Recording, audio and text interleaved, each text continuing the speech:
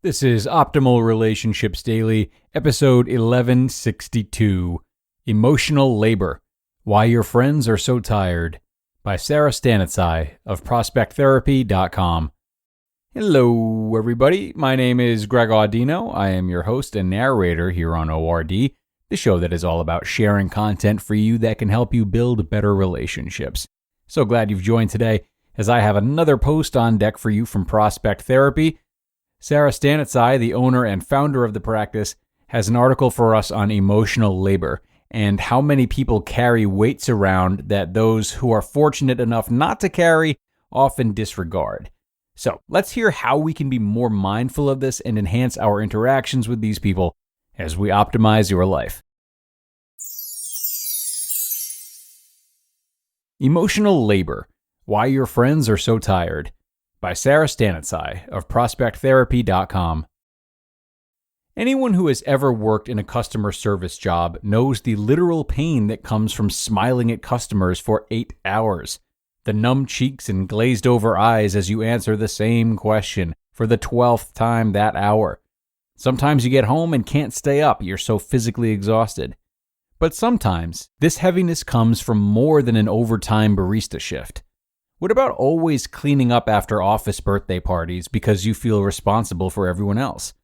Maybe it's the time spent proofreading your emails and adding in exclamation points or emojis to make sure you don't sound too mean.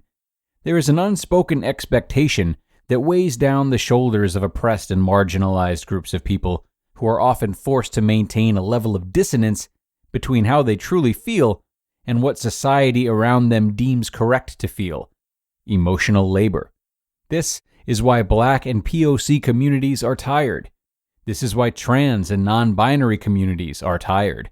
This is why women are tired. This is why disabled, neurodiverse, working class, fat, and other oppressed friends and loved ones are tired.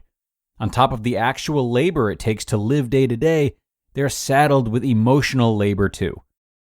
Emotional Labor 101. Emotional labor is the unseen and often thankless work put in to meet an expectation or standard, even though it doesn't match how you genuinely feel. These standards are often created without you and people like you in mind.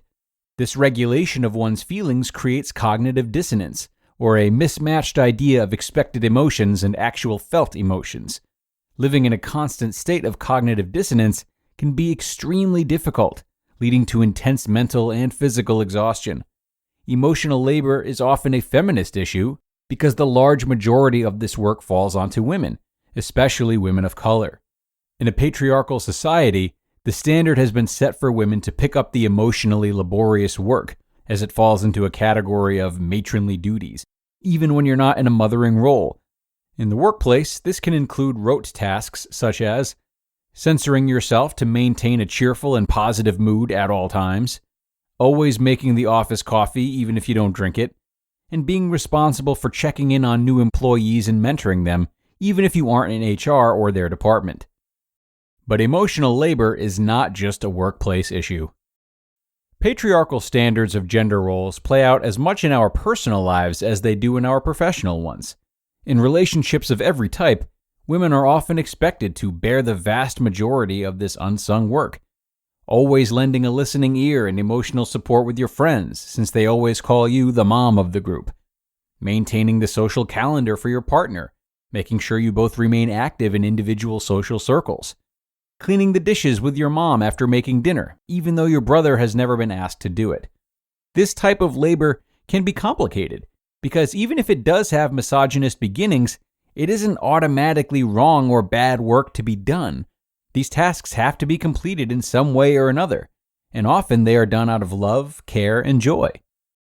Sometimes emotional labor is too much.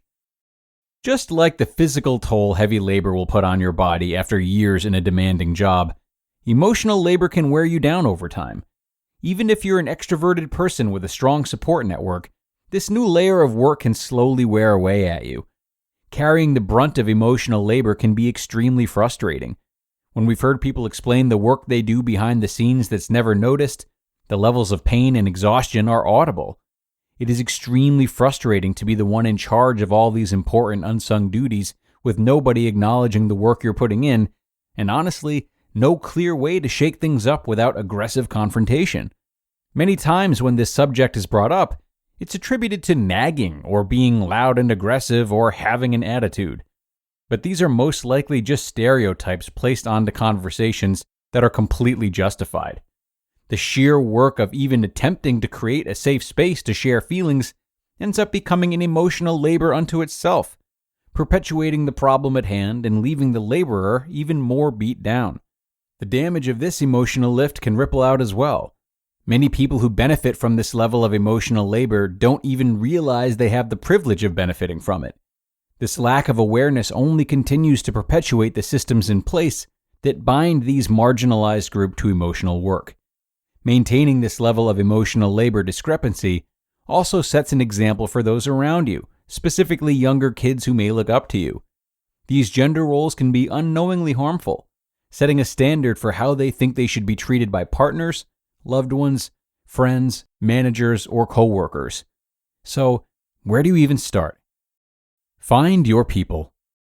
It is incredibly healing to spend time with people who get it, without you having to explain it, who will see through excuses and call it what it is, rather than immediately challenging your feelings with critical thinking. We're talking about how the new workplace dress code singles you out, how even good friends switch up the words they use with you, how frequently you are asked to co-sign things you don't agree with. Being yourself is true intimacy and relationship. At times, however, the issue may be too close to home. A friend or loved one may not have the capacity to help you through your struggle. They may not be neutral all the time. They may even be the one causing it. This is where a therapist comes in. Feminists and affirming therapists help by building a safe space for you to begin processing the emotional labor in your life, giving you a chance to grow and heal from it. When the world feels like too much, especially with incredibly difficult issues being in the spotlight right now, such as collective grief, social justice, and power stratus, it can be hard to figure out where you land and how you feel about it. As your therapist, we can help create a working dialogue to begin. You can work through complicated emotions and processes in a comfortable, opening space dedicated for you to learn and process. You can focus on you instead of everyone around you. Sometimes emotional labor can involve multiple people. Learning how to communicate with anyone can be difficult, but solidifying that process with a loved one, such as a partner or family member, can be painstakingly difficult. This is where a couples therapist or family therapist can help. The emotional labor of creating an arena for different voices to be heard and understood is done for you, allowing each person to share their side when they need to be heard. Processing your own processes can be the ultimate level of emotional labor, but your therapist is there to help take on some of the labor of exploring the unheard, weaker parts of yourself, especially in those times when you don't have energy to do it. This can be your inner critic, your inner child, internalized phobia or oppression, shame around passing privilege, model minority privilege, or buying into respectability politics. Whatever those dark sides might be, you don't have to be the only one pulling them into the light.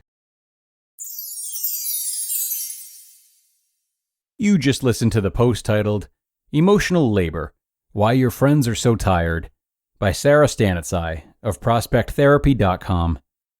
There are many healthy practices we can take when navigating our relationships, one which includes speaking to a professional therapist should you need one. BetterHelp helps connect you and your personal licensed professional therapist online, where you can schedule your weekly video or phone sessions at your own convenience.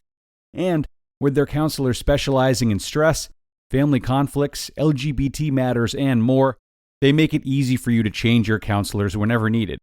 In fact, so many people have been using BetterHelp that they're recruiting additional counselors in all 50 states. No more sitting uncomfortably in a waiting room. Gain the flexibility of messaging your counselor anytime. BetterHelp is not self-help. It is professional counseling where everything you share is confidential. And guys, I want you to start living a happier life today. As a listener, you'll get 10% off your first month by visiting our sponsor at betterhelp.com/ORD. Join over 1 million people who have taken charge of their mental health. Again, that's BetterHelp, HELP.com/ORD. And a big thank you to Sara for this post today. This article definitely makes me think about the idea of acceptance and sympathy towards those who are often disempowered, belittled, or the butts of jokes. It's interesting how over time we see more and more awareness go towards the emotional labor faced by people who hold qualities that are often ridiculed or put under siege. So take this opportunity to not wait for the media to decide that certain types of ridicule are not always taken in jest and can actually hurt people quite deeply. The list that Sara started in this article really goes on. Balding people, short people, people with excessive acne, etc. So get ahead of the curve and really reflect on how painful certain jokes that you make or hear can be, and maybe rethink your involvement in them too. That's it for this one though, folks. Lots to think about. Always love the thought-provoking material out of Prospect Therapy. For now, signing off and wishing you a great rest of your day. And of course, reminding you to come on back tomorrow where we will have another post and where your optimal life awaits.